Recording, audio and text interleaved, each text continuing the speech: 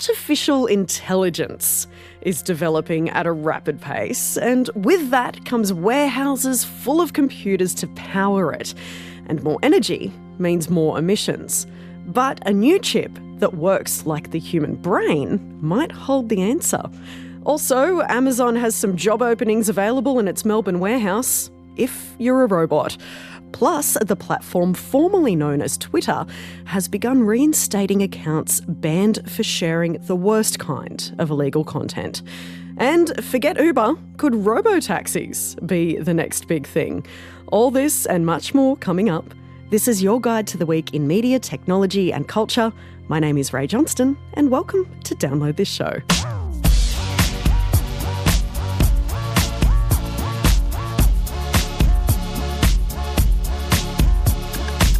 It is a new episode of Download This Show. I'm Ray Johnston, filling in for Mark Fennell, and this week I am joined by Meg Coffey, digital strategist and managing director of Coffee and Tea. Welcome, Meg. Hello. And I'm also joined by Alice Clark, award-winning freelance technology and gaming journalist. Great to have you, Alice. Thanks for having me, Ray. Now, AI is everywhere, even more than ever these days, but that means that we need more computers to power it, which is not necessarily a great thing when we're also looking to reduce emissions to combat climate change. But it seems someone has an answer. What has been created, Alice? So some researchers at IBM have created a prototype brain-like chip that they say will use less power to run AI. Basically, instead of being digital and using just ones and zeros and being binary, it's more analog, so it can kind of remember what happened before. And also they're just using great branding by calling it Brainlight rather than analog. So, Meg, how exactly does this work? You can't ask me the very technical, super hard question when you've got like the tech journalist here, right? All right. I believe in you. This is kind of cool. And like, I love the branding of it, right? Because I am the marketer in it, right? And that they are the way that they are using this digital and analog.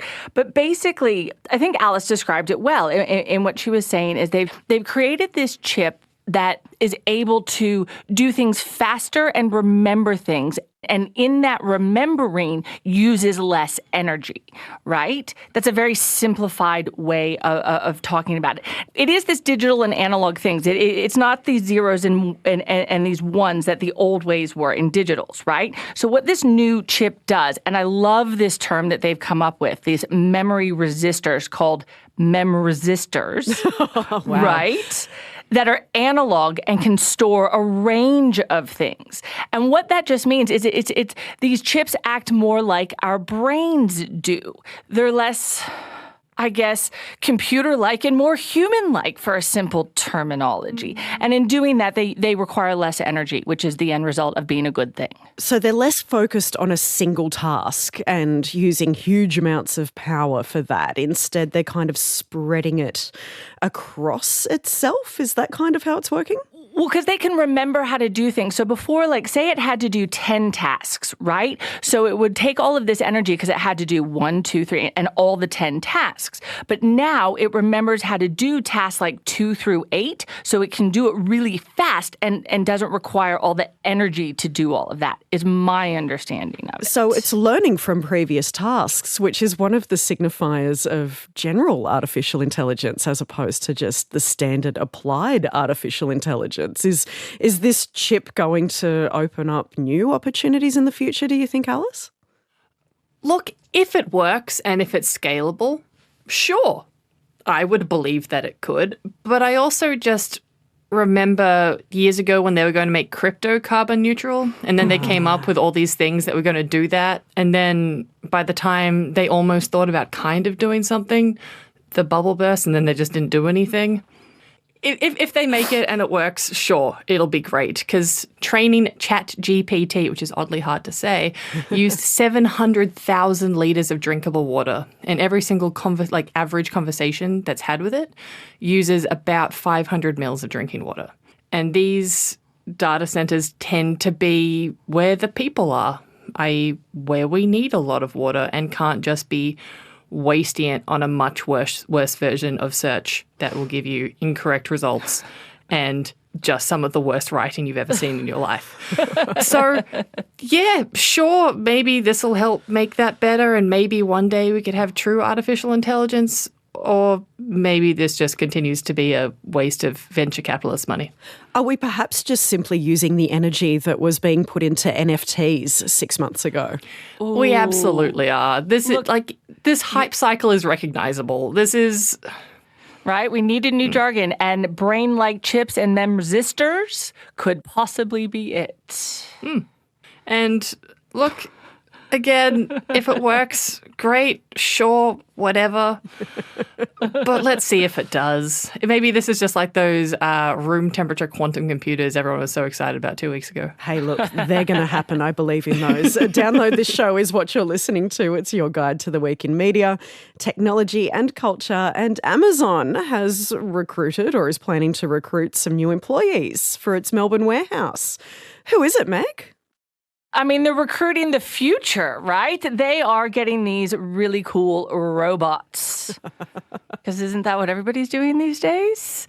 Yeah, so they're getting ready to open up this new fulfillment center. And to be honest with you, like at first when I first read it, it was scare headlines, robots are taking our jobs. And then I read it and it was that they're getting these robots that will go and fetch the products and bring them to the humans, and then the humans can pack the packages. So the humans are still needed. It's just the, robots doing the heavy lifting for us. So previously it was the humans getting these messages, go, run, get this item from across the other side of the warehouse, quickly get back here. And, famously, Amazon employees have been timed on this around the world and been penalised if they're not fast enough. So, are these robots coming into this environment good news, Alice?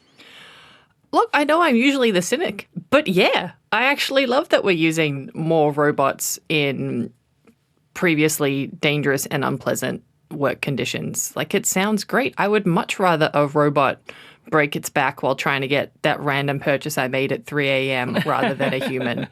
Like, it's great. And as you said, Amazon has allegedly shown that perhaps it's maybe allegedly not a company that should allegedly be trusted with human workers. Allegedly. In a lot of ways, allegedly. So, yeah, use some robots. That sounds great. And then make sure all the humans there are unionized. Earlier this year in Singapore, I visited a manufacturing facility where they make motors for hairdryers and stuff. And the whole thing was automated. A cute little robot brought the box of parts to another robot, and that robot then put the parts together. And then at the end of that, a different robot picked up that box of all the completed stuff and took it to a different robot that then did other stuff to it. I'm all for it. Now, it might be the part of my brain that's watched too many sci-fi movies and TV shows, but when I imagine these robots, I do imagine them humanoid. They're not going to be humanoid, are they? What do they look like? How are they going to operate in the space? Oh, when I first saw the photo, I thought they were all little Roombas. Like these ones in particular, they're heavy duty. Like they're like hardcore little Roombas, little circular things that move around and can go and get heavy duty, can carry lots of weight, and can skim around the floors of the warehouse and pick up whatever they need. I imagine they would go under like pallets and things like that. Do we need to be worried about robots stealing jobs? Do you think? Yes. Meg, elaborate. Oh, look, no, I don't think, we will always need humans. We will always need humans. But I do think some certain jobs, yes, there are certain jobs that, like the back-breaking ones, like go and get this package for me, by all means. Let the robot do that. Yeah, like it is probably bad for jobs. This isn't probably actually being put in place to protect people, but it's more just to make sure that rich CEOs and shareholders can make more money. But at the same time, we probably need to rejig our financial system and the way the world works. Maybe this is the revolution we need, or maybe this is just a way to make things worse. Either way, it's going to be interesting. So are we seeing other companies pick up this idea? Do we have warehouses elsewhere in the country utilising these little Roomba guys? Yes. Definitely Coles has a warehouse that uses robots to put deliveries in the warehouse because they're better at Tetrising and not crushing their fingers than people are. So everything can be packed together more closely and more efficiently. And presumably there's somebody operating these robots as well, right? They're maintaining them, they're training them, they're programming them. So that's a job, right? Definitely. I mean, we know that like the mining companies have been using automation for a long time, but the more commercial side of it, like that we see in sort of the consumer use, that's probably more at the forefront. But yeah, definitely. We make fun of kids for gaming, but I think the kids that are gaming are the ones that are going to be running some of these jobs in the future because they know how to do all of it. I will never make fun of kids for gaming. Those kids own me in Fortnite through sheer skill, and they will inherit the earth. Not maybe make fun of them, and I am saying that to probably the two wrong people, but maybe it's to spend too much time gaming. That's more what I was saying. We would never make fun of them. It's that you spend all of your life gaming. You will actually make, a living out of that these days. This is so true, and I'm in no position to judge them. You are listening to Download This Show. I'm Ray Johnston, filling in for Mark Fennell, and I am joined by Meg Coffey, digital strategist and managing director of Coffee and Tea, and Alice Clark, award-winning freelance technology and gaming journalist. And there's been some troubling news from the platform formerly known as Twitter, now called X, after a rare media appearance from one of its executives. Meg, what happened? It is called Twitter. It will always be called Twitter. I refuse to call it anything but. Just putting that out there. What hasn't happened? My head wants to explode, and my heart absolutely breaks because Twitter is my absolute favorite platform, and I yearn for what it used to be, and I cry for what it currently is. Well, there's a lot of people out there that aren't really aware of the drama that has been happening with Twitter and happening with X. What has been revealed? Sorry, thank you for letting me have that little rant. No problem, always. Okay. So what is happening is that we know that Elon, when he bought, Twitter or whatever he wants to call it now, he wants free speech. And so he has slowly been restoring accounts that had been previously banned for any number of reasons. And the reason that he is restoring them is because he believes in free speech, and he believes that people should be able to say pretty much whatever they want or post whatever they want. And unless so he doesn't like it. Well, correct. Yeah. Or makes fun of him, or shows his location. And so the most recent is that he's allowing people that, have previously been banned for posting child pornography or sex abuse material, he's allowing them to come back on the platform. So what is the reasoning behind allowing them to come back? You would think that posting something like that would be an automatic lifetime ban, even to protect Twitter, let alone the people involved in the creation of that material. Yeah, you would think. But X's head of global government affairs, Nick Pickles, fantastic name. What I wouldn't hold that name. against him. Is he a Rugrats character? Anyway, he said that the reason why the most famous example of restoring an account that posted child sexual abuse material, Lucra, said that his suspension was lifted because he posted the child exploitation images to say he was outraged about it, and thus the intent was different. And I'm not sure if the child in the photos really cares about what this guy's intent was, especially when you've got Musk out there banning things like Hate Watch, like different organizations that keep a monitor on hate speech and hate organizations. Maybe unbanning the people who post child sexual abuse material and banning the people trying to keep it tabs may be a bad sign. But Meg, much like you, I love Twitter. I feel like I should leave after something like that. But at the same time, it kind of feels like I bought an apartment in a really nice apartment building, like the same apartment building as all my friends 15 years ago. But my friends and I are still there, and I don't know where to go. Yeah, and Threads is cool, don't get me wrong, but it's not the same. No, it's just Instagram without the pictures. I don't need to see beautiful people try to be funny. They can't talk. They can't tweet.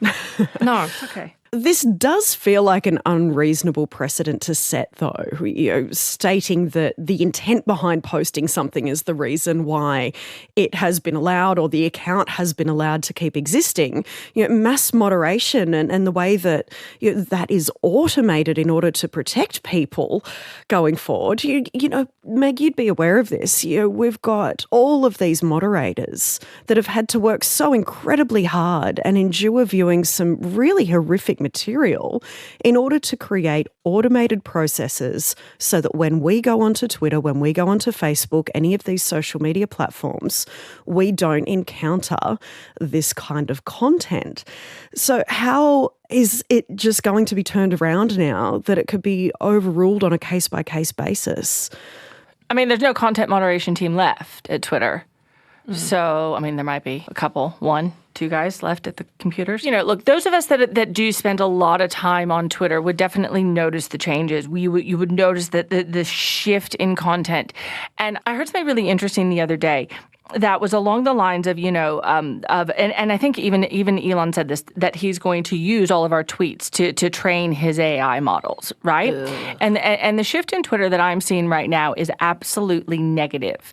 And all of the content is just absolutely negative. So if we're training AI models on negativity, what is that going to mean for the future? So you mentioned that the content moderation team is gone. So wouldn't there even be more of a reliance on the automated processes that were in place? Or don't they exist anymore either?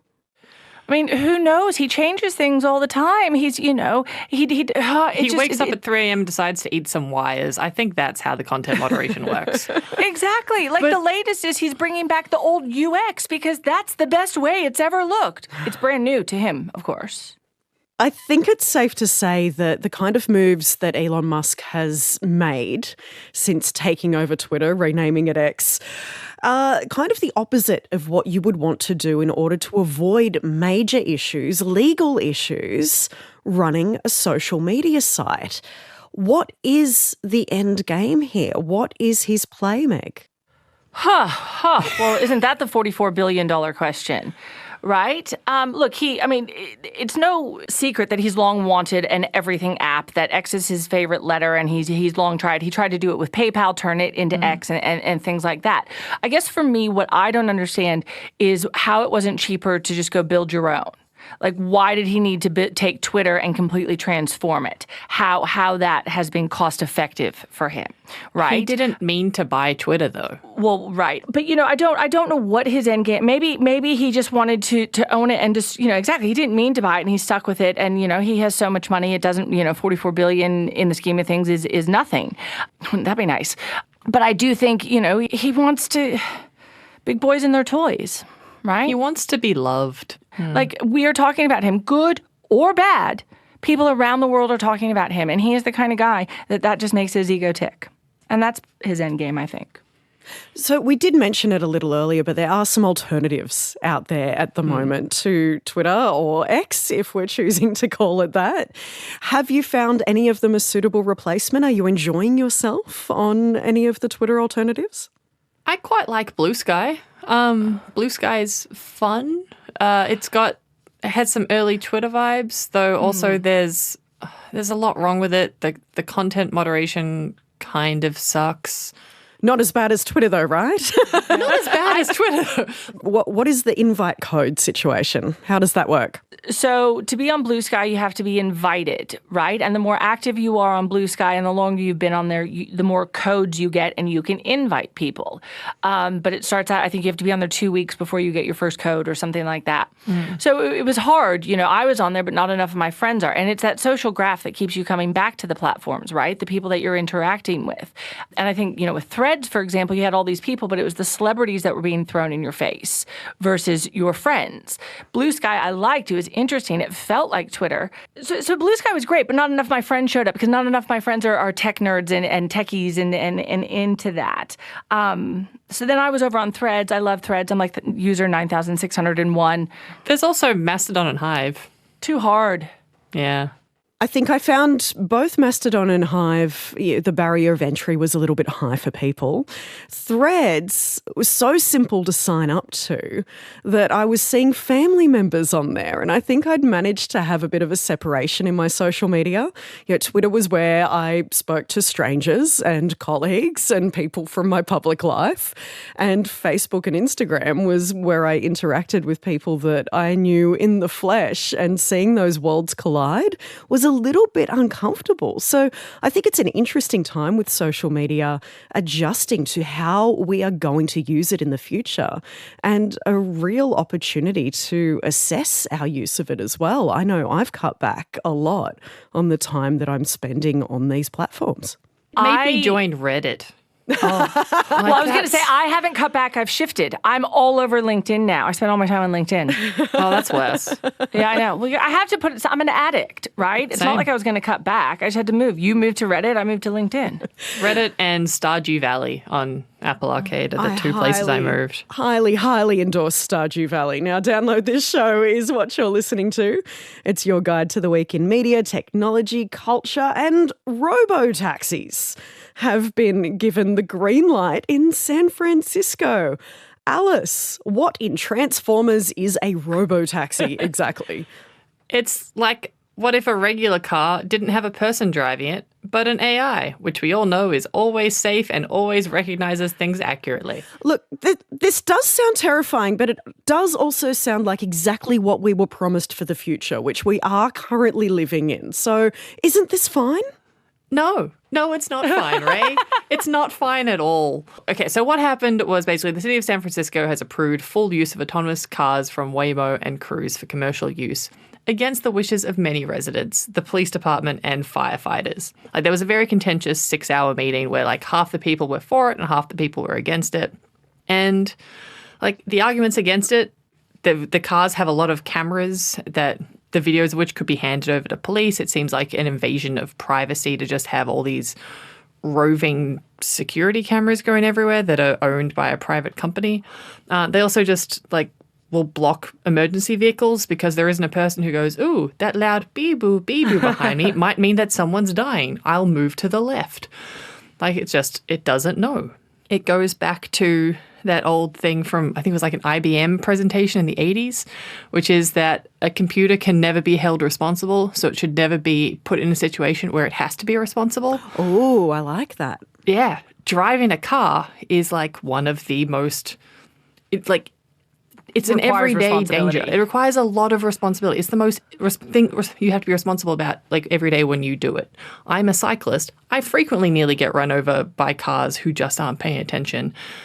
But at least there's a human who I can, like, make eye contact with, and they can see that I'm a person and they can stop. I can't make eye contact with a computer. Meg, how will this expansion work? What's it going to look like? Are you just hailing a taxi and it knows that you want it and it pulls over? Like, how does this work in practicality? See, before this chat started, I was like, these are really cool. I like this. But now Alice has raised some really interesting points. I hadn't thought about, I hadn't thought about the roving cameras, but then I'm like, there's cameras everywhere. So that doesn't really bother me. So it is like through Cruise and Waymo. They're sort of the two main proprietors, shall we say, that are doing this. And it's an app, the same way that you would order an Uber. So you just order it up and it comes and it knows. There's some of these ones that are currently, they have a human that is in them that is just there just in case, but there are other cars that are completely humanless. Apparently, people are having lots of sex in them. Oh, what? Yes. That's... like, with all the cameras? Well, see, that's what I hadn't thought about. And then you said cameras, and my brain was like, what? So you can put a single orange traffic cone on the hood of these robo-taxis and it disables them? Yeah, it's called coning. Completely disables them. There's like photos of them all over San Francisco, like flashing their lights. And you either have to like remove the cone or a human has to come and like reset the whole car.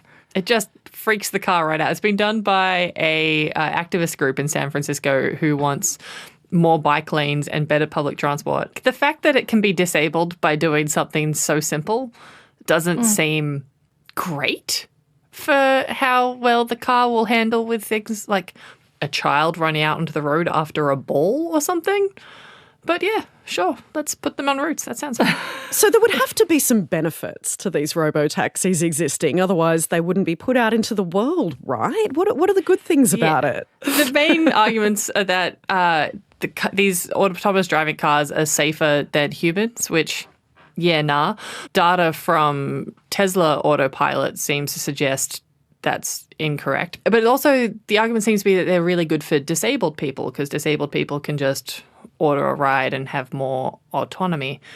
But you can already do that with a taxi. Like, I don't know why we have to take the human out of the taxi for it to be more disability friendly. I also don't see why we can't just build more public transport. But who knows? I'm not a venture capitalist trying to make money off this, so... So who do we think is going to be keeping an eye on this project? Do you anticipate that we will see local councils and governments here in Australia going, yes, let's replace our taxi drivers with robo-taxis? That will go down very well. Australia is so risk-afraid. We are never going to have these. I would love your optimism. The biggest problem with self-driving cars is that they require really well-maintained roads with very accurately maintained lines, and as a country, we're just not good at that. Is it just that our roads are too big, our country's too expansive, it's just not reasonable to have a service like this here? I want flying taxis first. You want them no. I'm sorry. You want them to fly before they drive. You don't trust the autonomous taxis, the robo-taxis on the roads that we already have, but you want them taking up airspace. Is that what you're advocating for here? Yeah, it's the distances. We have further to go. We have a couple, maybe not a couple, maybe there's only one. There's an autonomous bus that RAC has put on, and it runs a really limited route. There might be two of them that run in that loop, or maybe it's only the one. So I know that we do have these things, and there are people that are trialing them, but they are these very limited trials, and they are to do with, maybe a specific objective of a green energy or things like that, and they are by private companies. Do I think that these things are going to become mainstream in Australia in the next 3 years? No, I think we have a really long way to go. I think we have a lot of common sense to work through. And I think that sounds funny, but I mean that. I think we have a lot of thinking and planning and strategizing, a strategic thought to get through before we can think about how we implement this new way of things. It'll happen eventually. I also don't think we need to be in any rush. I think we can just see what mistakes Silicon Valley makes and then learn from them first. Have either of you driven in an autonomous vehicle before? Or sat in the back seat while you were driven around? What was it like? It was like going on, a carnival ride. And there was a guy in the back saying, this is what the future's going to be like. See, you can go to the beach. And there was a picture of the beach on the side. And then at the end, someone handed me a burger. Well, we know how to get you on side with robo-taxis, Alice. Have them hand out burgers. Always. Every day. That's all I need. Just give me food. That is unfortunately all we have time for on the show today. Big thank you to Meg Coffey, digital strategist and managing director of Coffee and Tea. Thanks so much for joining us. Oh, thank you so much. It was a good laugh today. And Alice Clark, award-winning freelance technology and gaming journalist. Thanks for coming back. Thanks so much for having me. Glad to rain on everyone's parade at all times. Now, if you listening enjoyed the show, be sure to leave a review on whatever podcasting platform you use. I'm Ray Johnston, and thanks for listening to another episode of Download This Show.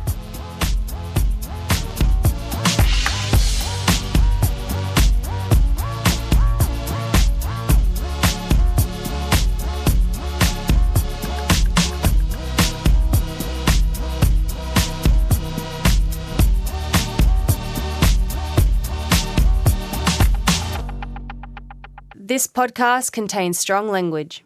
Hello, welcome to Silver Bullet. My name's Lewis Hobber. My name's Michael Hing. And if you've never joined us before, where have you been? No, it's only the first few episodes. It's absolutely fair enough. Welcome. This is a podcast where each week we get a friend, a celebrity, someone who we admire or despise to come on and tell us something that they have tried that they thought would fix their life. Then Hing and I try it as well, and at the end we all review it, and fingers crossed, it is the quick fix to make us all perfect. That's right, you're listening to Silver Bullet. This week we are joined by one of our oldest and dearest friends. It's Veronica Milsom. G'day, Ron. Oh, hey, yeah, happy to be here. I think I have the same problem that you guys have, which is crippling anxiety, correct? Of course. Oh, wow. so Assumptions. In fact, when Lewis called me and was like, hey, do you want to be on our podcast where we're talking about mental health problems? I was like, oh, do I? Oh, yeah, I guess the anxiety.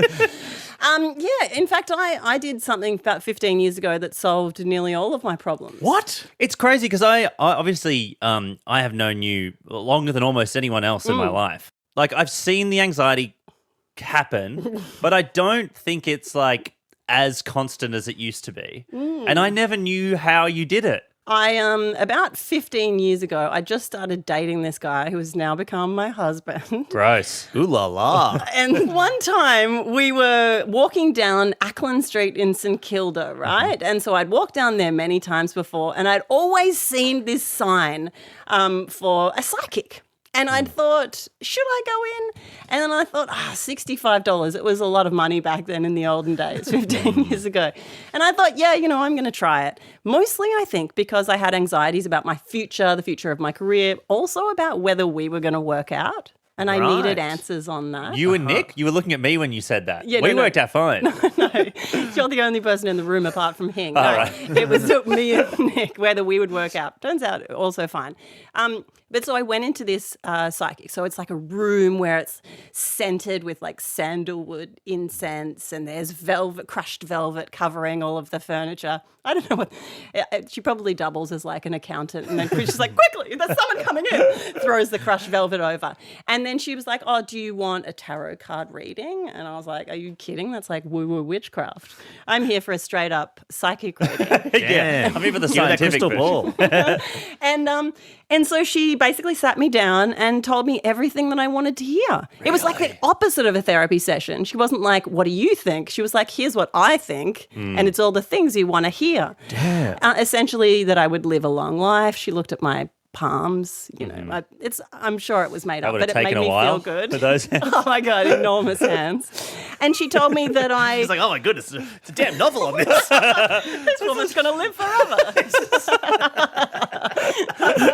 And she said that I was about to have a huge moment in my career, and that it was going to really lead to something special for me. And she said that I was going to get married and have kids, which is what I wanted to hear too. Oh. And so who could say whether that special moment was like one of the things that happened was that I got on Sean McCullough's Mad as Hell or Ben Elton's Live from Planet Earth. Two equally successful productions. But it all kind of worked out, and it made me feel good. And I walked away being like, yes. So to be clear, when you say this solved all your problems, it's not that like she did some witchcraft on you and could accurately depict everything in your life, but it was more that like just having something to hold on to and work towards reassured you in the anxiety you were feeling over your future. Yes, exactly. It was kind of like, I guess, what people get from horoscopes. I feel like you talk about horoscopes, Lewis. No, I did when I was single because I needed to meet people. But then I got a girlfriend and I was like, this is all bullshit and you're all idiots. Did you meet her on account of it? No, God, no. Okay. No. But when you're single, if you're a single straight man, you have to, and you just want to be able to get through like the step one of dating apps. Yeah. You have to be able to talk like with not like with great detail, but it just saves time if you can go, I'm a Gemini, I was born around this time. It just gives a certain amount of people like... That's horrible. Yeah, it's a nightmare. It's actually a nightmare. I've never had to do it. No. But also Gemini's the one that is like that one everyone hates. Yeah, the crazy one. So it kind of gave me a bit of a bad boy image, I think, out there on the dating apps. Then you disappointed people when they met you in real life. It's very polite. Well, Ron, obviously, when we heard that you'd been to a psychic, that was your silver bullet, Lewis and I had to go and try it. So we did that this week. And I'll tell you what, mine was quite a doozy of an experience. I should say I am very skeptical of psychics, and I was raised in a religious family. And so all of that stuff, psychics, tarot, clairvoyance, it's always been very off limits to me because even though I've undone some of the programming from my upbringing, this is one thing that I've never felt the need to overcome because I'm always like, it's bullshit anyway. Who cares, right? But also, they're witches, and what if they get in your exactly? head? You know, that's so I'm like, it's safe to stay away. But when I heard that it had affected your life so well, I thought I'm gonna do this. So I found one that was in a very touristy area of Sydney. I went to the Rocks. Oh, to wow. go to a psychic. I mean, that might be a fancy one, is it? That's a bit of a... well, I don't know. area. I'll tell you what, it was $70 for half an hour. Ooh, so, okay. you know, as the cost of lettuce skyrockets, the cost of psychics has maintained itself over a decade. Jeez, isn't that interesting? Okay. I arrived and they were like, oh, she's running late. And I thought, that was a red flag. Because I think if you're a psychic Yeah. and your whole thing is being able to read the future, keep to a schedule. Can surely. she predict the traffic? Exactly. I waited in a room similar to the one you described, jangly stuff, crushed velvet. There were at least 3 cats. Oh, wow. There was a man who I think ran the store, just perched on a chair quite strangely. And his business partner was sort of pottering around. Neither of them were the actual psychic. I waited 15 minutes in there and got quite frustrated. Did you think one of them was the psychics? Like, were you sitting No, there going, they- they're already reading me? Or I did become quite skeptical of that. Yeah. I thought... Like that they're looking at things that you'll do. and they're going to to text the then- psychic and then that's what I thought. Yeah. And so I purposefully sat very still, right, and didn't give off anything, right? And then I went on my phone and I was like, what if they've got cameras above my shoulder and can see what I'm Googling on my phone? So I Googled some really specific things to see if she'd bring them up in the reading. So I Googled stuff about fertility in children, because I think that's something people talk about. I Googled something about the stock market to see whether or not it was going to go up or down. Just a few things like that, just to see if she... Wow. Now, it turned out I was being paranoid, and these were not things she brought up in the reading. And those weird old people perching were Yeah. literally just doing that. They were just strange people. that is so much work. Like, the thing you're imagining. Yes. Hidden cameras. This person is Otherwise- charging $70 a half an Yeah, hour. but They're might going to have be been running losing money just on the scouts. But the thing is, the system might have been running for 30 years. You know, it might be a well-oiled machine they've got Yeah. going. I don't know. You don't know how grifters work. Exactly. I finally get called upstairs into the psychic's chamber, and Because it's a chamber, of course. yeah, it's behind this big curtain, and I'm like, do I close the curtain? She goes, no, leave it open. You're safe here. And she had vaguely I would say, a European accent of some description. I couldn't quite place it. I sat down, and she was like, I can tell immediately you are frustrated with your life. Oh. And I think that was a misreading of the situation, because I was frustrated that she'd made me wait for 15 minutes. And that was the energy that was coming off me. So she obviously got the right energy, but completely misread the cause of the energy. Yeah. I was like, this person is incredibly perceptive at reading my micro cues or emotional state or whatever. And then she said, what do you want to know? And I said, I'm starting a podcast with some friends. How will the podcast go? That was obviously the first thing in my mind. Yeah, sure. And she Yeah, said don't to ask anything about kids in the future, any of that nonsense. Well, Go straight for the big one, the pod. Exactly. So she said to me, well, I can tell you're very unfulfilled in your current life. Oh, And I was like, wow, that's a bit of a slam on Lewis. Yeah. She goes, your current work is not making you happy. This change will be good for you. And I was like, she's doing all of this off the fact that I'm frustrated, which she's misread as being about my life, when in reality, it's very specifically about the fact that she made me wait. But obviously, I'm also conflict avoidant, so I refused to, I didn't actually say to her, I'm angry because I had to wait 15 minutes, you know? yeah. But I guess it's a fair bet for her that people are probably coming to her in a frustrated state. You know, that'd be 99% of the clientele that come to her. That's the reason that they do. So she said that this podcast is going to be huge. Really? She said it's going to be huge. She said we're going to employ a lot of people. Oh, that she goes, feels unlikely. She goes, this show you're working on, it's going to be big. Wow. It's going to involve a lot of people. You're going to have to work very hard, but it's going to be the best thing you ever do. And I was like, Wow. oh my goodness. She's never listened to a podcast before, has she? She doesn't know how they I work. feel like it's ideally not very hard work, and no one works on it at all. As she was doing this, she was flipping out cards, and I kept asking her, what does that card mean? And then she wouldn't tell me. I think the cards maybe might have just been a prop. I don't know, but I was like, what does that Maybe one mean? It was a bad one.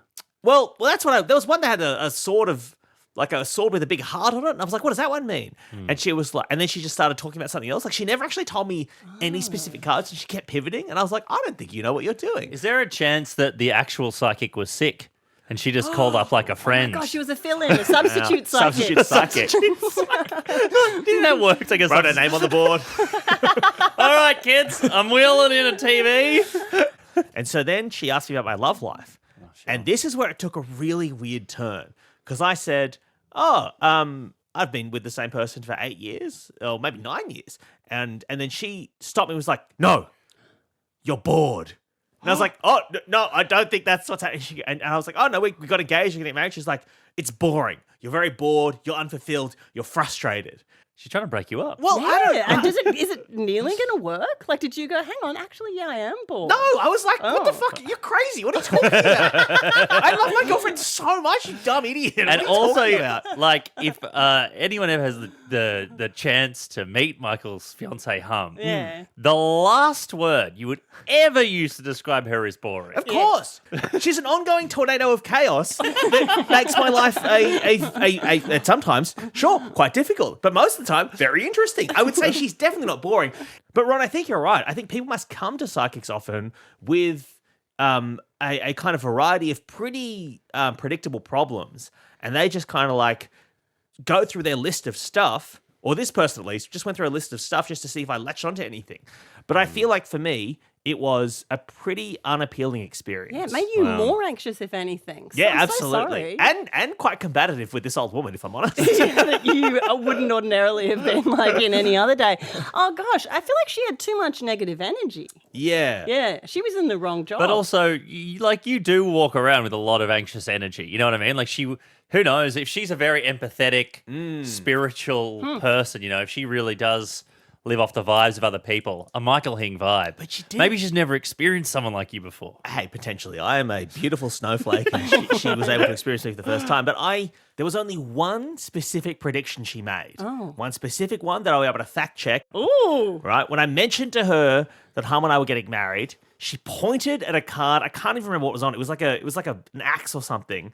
And she pointed this card, and she goes, "Your wedding will be a cold day." Like that. And I was like, "What?" And she was like, "Very cold. Very, very cold." So, we're getting married in August, so it's winter. I mean, Okay. obviously, Pacacardi, yeah. she's done, she knows her seasons. But that could be something I can actually fact check, because that was the only very specific prediction she gave. But that cold does suggest death, doesn't it? Yeah. The way she said it was pretty ominous. Yeah. Maybe she's quite frustrated. But Lewis, how was your psychic experience? Well, so obviously, I knew that you were going to what I would call your traditional psychic. Sure. So I thought I'd try something with a little bit of a different flavor. I went to a guy who does Turkish coffee readings. Interesting. What is a Turkish coffee? Well, what's a Turkish coffee? You don't want to know about the psychic. You just want to know about the beverage itself. Sorry, I'm It's, thirsty. What can I say? You schmucks didn't offer me a drink.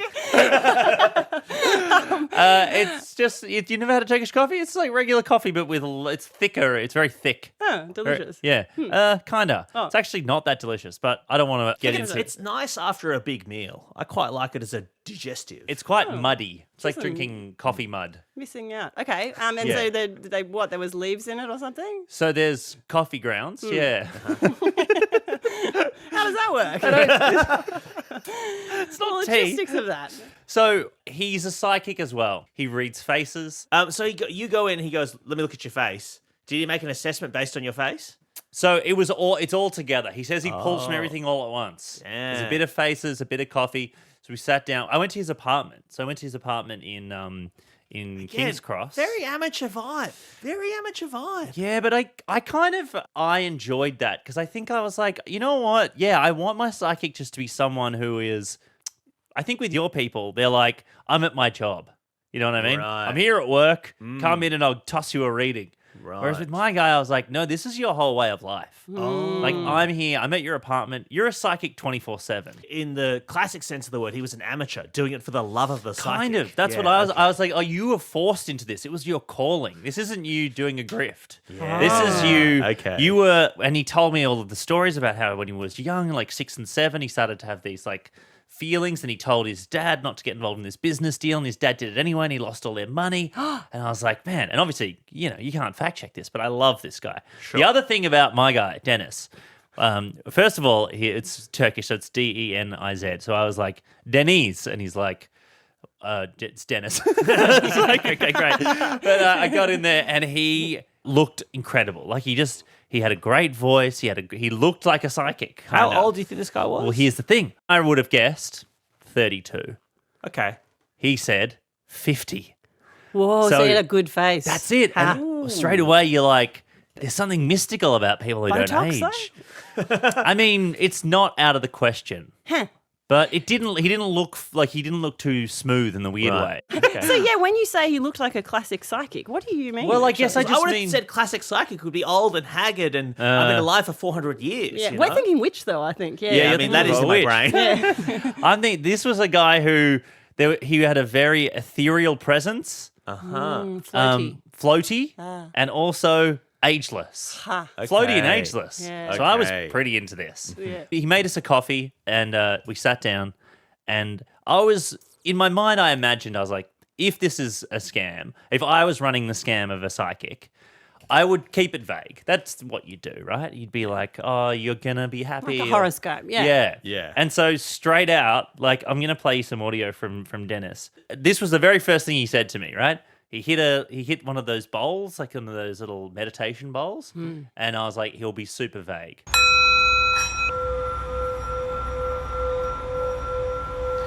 Don't be afraid of any form of dementia in old age. You will never have it. Boom. Oh wow. But Straight I mean, off. he said that you'll never have it. Yeah. I know. So but that's don't what- be afraid of dementia because you won't get it. Yeah. Is what he's saying. I know. And I was like, oh. Great to know. Well, that's it. Honestly, that was the very first thing he said.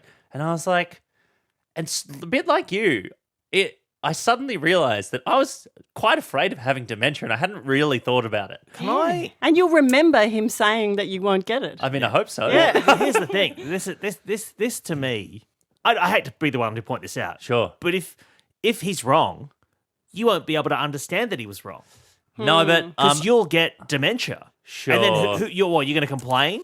You're not going to be able to. But I'll have flashes of lucidity. And in those moments, I'll go, write a complaint. Dennis! Because that's the thing that occurred to me too about you going to his apartment.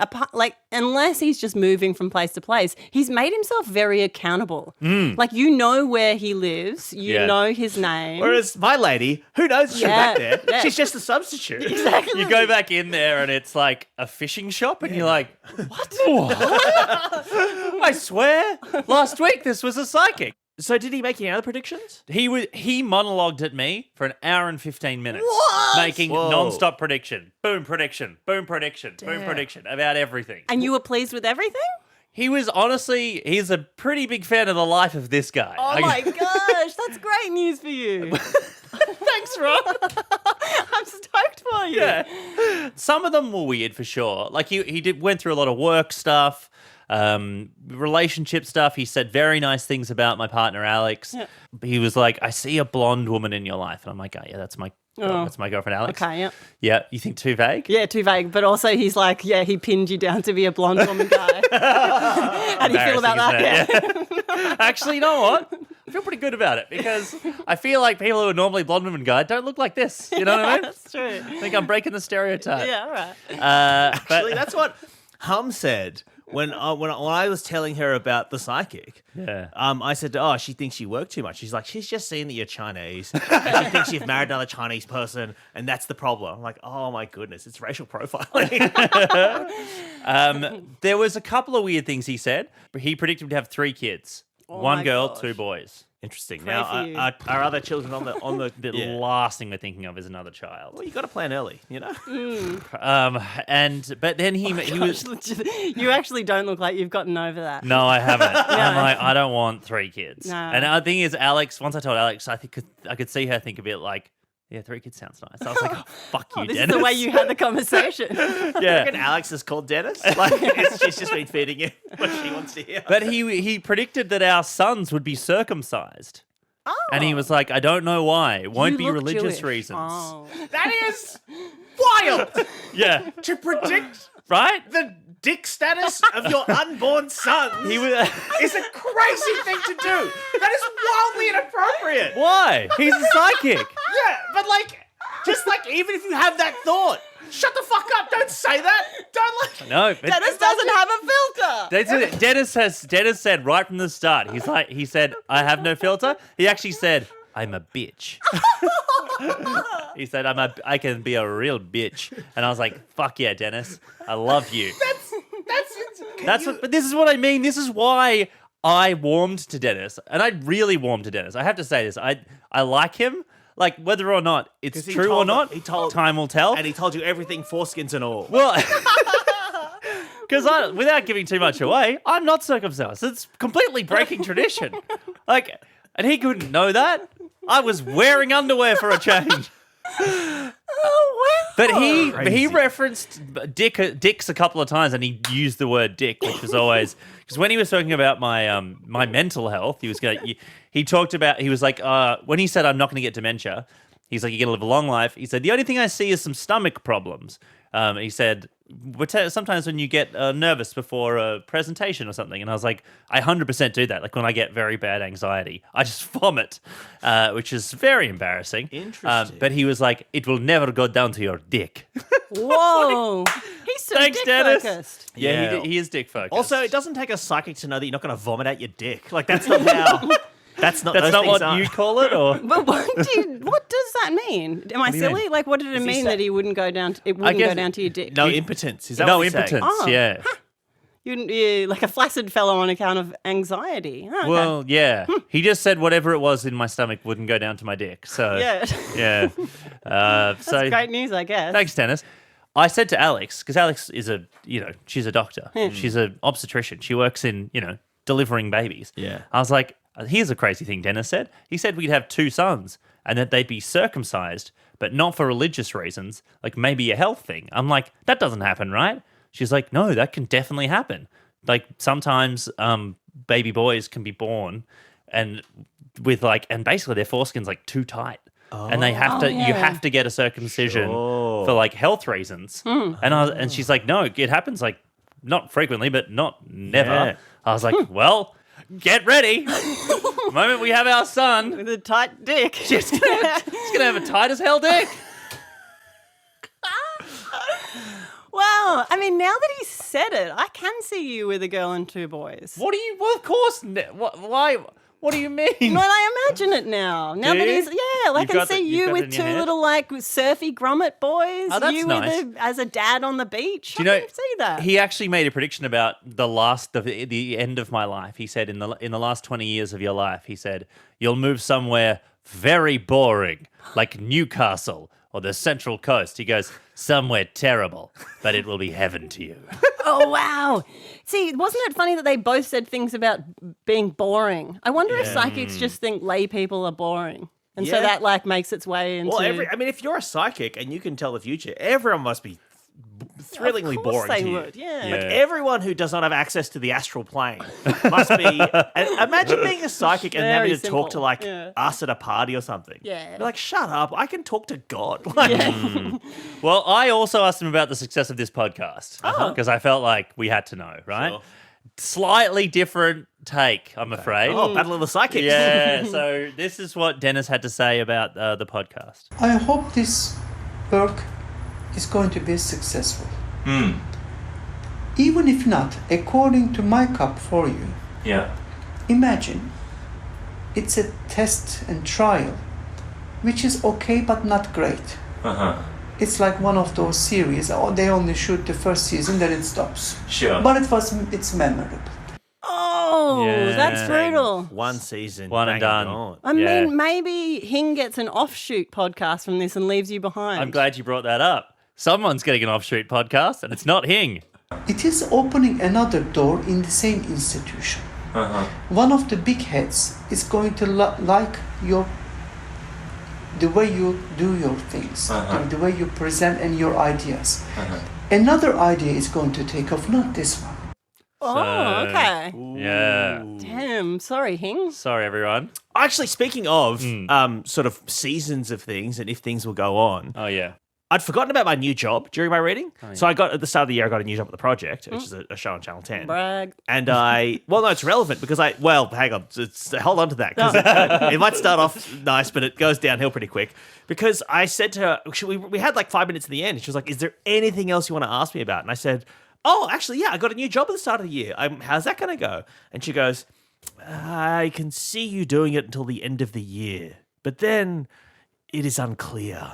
I don't know what's happening after that." And I was like, "What do you mean? I've got a..." I thought I had a multi-year contract. And she's like, this show, this new job, it might not be working. Anyway, so she's obviously reading the Daily Mail, said a couple of things about the ratings of the Project. Oh my gosh. Your marriage? Marriage, yep. Obviously cold day. Yeah, End of the contract. The only thing that she was positive about was the podcast, okay? So I'm going to tell you, if this doesn't work, the rest of my life is fucked, okay? Obviously I cannot speak to the accuracy of Dennis. I don't know yet. But I did leave a bit like you. I left being like, there was something about just going like, I'm not going to get dementia, and I'm going to live a long life, and I'm going to like be with my partner, and I'm going to have kids, and I'm going to keep working. There was something that like zoomed me out a bit from the just like constant internal little turmoil that I constantly live with that made me sort of go, oh, it gave me a little sigh of a breath where I got like, I reckon I got about 24 hours of relaxation from Dennis. That's not nothing. But then, then the doubt started to creep in, and then I started to worry about if he'd been like implanting things, like if some of the things he'd said, I was like, well, what if that only happens because I've gone, or like he's trying to I like got do into like like a future paradox a bit. Neuro-linguistic programming or something. That's And right. He's trying to say some keywords to you. Yeah. And then, like, 3 years later, you're trying to chop Kill your the son's president. dick in. Oh, yeah, whatever. Yeah. You're trying to moil, you DIY moil situation. Yeah. Can I be honest? Yeah. These doubts, I think that's mostly on you. I don't think that's on Dennis. That's what I mean. I feel agree. like- Dennis feel like- is wonderful. We all agree that. Yeah. On that I feel point, like your pre-existing anxiety Yeah. that he managed to alleviate for a period, I think has just sort of risen Back up to normal. Yeah, and I think actually you might need to go and see Dennis every day. So as we all reflect on our, journeys to the astral plane with various psychics, Ron, for you, was the psychic a silver bullet? Yeah, it was. I'm cured. Outsourced. Would you genuinely say like it has helped you long term? Like obviously not. We're not saying psychics are the same as a mental health professional, but for you specifically, do you think that helped? I think it really helped in me just having someone tell me everything was going to be okay. Yeah, as a reassurance technique. Now, did you not have any friends or family who would do that? Or Yeah, but they can't talk to the future. Yeah, and What do I they think know? having an outside voice telling you, and also Interesting. someone with a calming presence. she's coming in neutral and says, right, I don't know you from a bar of soap. Yeah, I I'm think a things are going to stranger. be okay. Yeah, I'm a stranger. I'm looking at you. Some really good stuff's on the way for you. Okay, what Wink. about for you, Lewis? Honestly, I think the fact that he managed to shake my anxiety even for 24 hours means that I have to give it. It might not be a silver bullet, but it's kind of like a bronze bullet. A bronze bullet? Like it was a temporary solution. And if someone said, should I go to see Dennis? I wouldn't recommend it to everyone. I think you need to be able to take a psychic a little bit with a grain of salt. But for me, hell yeah. I might go back. For me, I would say tin. A tin bullet. Barely functioning, a soft, malleable metal, useless in most armed situations, tin bullet for me. But I will say that given how the three of us have rated the psychic, it does feel that our ratings reflect our attitudes going in. And maybe a psychic's the kind of thing where you get out of it what you put in, I went in paranoid, frustrated, and I came out paranoid and frustrated. Ron, you went in thinking it could solve your problems, and it did. And Lewis, you were kind of confused by the whole thing and remain. Yeah, I just want to be friends with Dennis. Did Dennis predict that would happen? No, he didn't. He said he doesn't. He actually made the point a few times saying that he doesn't really leave the house much, and he doesn't really like having friends too much. He said he's just an isolated homebody. He said, I think he mentioned that he would love to just be like a monk who lives on a hill alone and just think about the future. You're attracted to that, though. He's a rare Pokemon. Well, Veronica, thank you so much for coming in. I can't believe that I actually didn't know this about you. I actually feel... There are some things you don't know about me, Lewis. I don't Eternal know. mystery not of many. Nelson. Not many. No, not many. And that feels like a big one. That's a real core memory of yours. Yeah, well, especially since I was unsure about my relationship, and then it ended up all working out. Yeah. For now. Huh? For now. Yeah. Can I also just say, Yeah. you knew that there was a solution to anxiety, and you haven't bothered to mention it. No, I You've held it for a I've decade. known you since I was 14, and you're just mentioning it now. I was like, I'm kind of enjoying watching him suffer like this, decades after decades. It's really sick. Yeah. Sorry.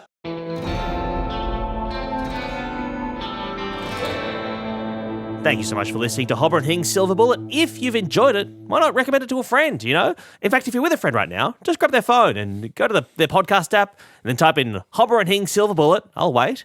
And then once you've done that, just hit that follow button. In this, I don't want to get bogged down in this for too long, but in this situation, you imagine that there are two friends together. Yeah. And one of them is listening to our podcast. Or, yeah, maybe What they're is driving. this? Maybe, here's what it is. Here's the situation. You're going on a long road trip. You're your Silver Bullet. And you've been telling them, you'll In enjoy your this. headphones or on the phone? On the car. It's a long road trip. Oh, And the okay. person who's driving is like, I do love this. I wish I could subscribe. I wish I could follow this podcast because I'd like to listen to it more. Well, then right now, pick up their phone and hit that follow button. Who's driving? The person who likes the podcast but hasn't been able to follow. That's because they're two hands on the wheel, 10 and 2. Oh, Safety first. Okay, that's good. Okay. Anyway, that's the end I of the will podcast. accept this hypothetical situation now because for a while there, it sounded like you thought the way to have a friendship is to sit next to someone and put in headphones and listen to podcasts. Oh, also we're on YouTube. We are also on YouTube. Have you ever stood in front of an overflowing wardrobe and thought, I've got nothing to wear? Well, that is exactly what the fashion industry wants you to think. The average Australian buys 56 pieces of clothing and chucks out 15 kilos of clothes every year. It feels like we're on a fast fashion treadmill that's kind of hard to get off. So, how did we get here? I'm Veronica Milsom, host of Threads, the podcast that undresses the fast fashion industry. From the marketing tricks that are being used on us right now to the lies. Threads. It's everything fast fashion doesn't want you to know.